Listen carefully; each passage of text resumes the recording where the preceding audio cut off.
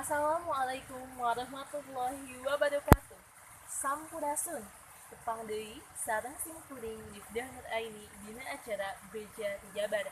Ayeuna simkuring bade ngawarutaskeun ngeunaan OPK mahasiswa Unpad 2016 ngahiji jeung masyarakat Jatinangor.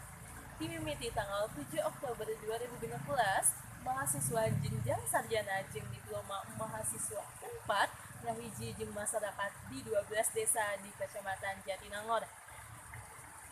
Eta aktivitas teh minangka lajuning laku tina mata kuliah olahraga, kasenian, jeung kreativitas.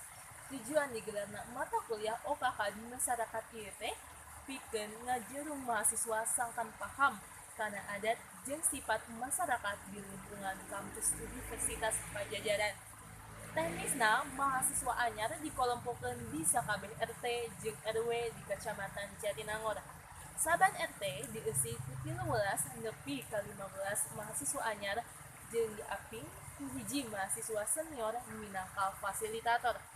Mahasiswa bakal ngalaksanakeun eksplorasi ka sakabeh RT. Dina tahap eta, mahasiswa kudu ngumpulkeun rupaun potensi jeung fasilitas sosial anu aya di saban RT, serta ngaidentifikasi rupaning kasenian, olahraga, jeung unsur kelembagaan anu aya di lingkungan masyarakat. Nu sakitu ti abdi wilujeng tepang deui dina acara Bejati Bogor Tabuh Opat Sonten. Wassalamualaikum warahmatullahi wabarakatuh.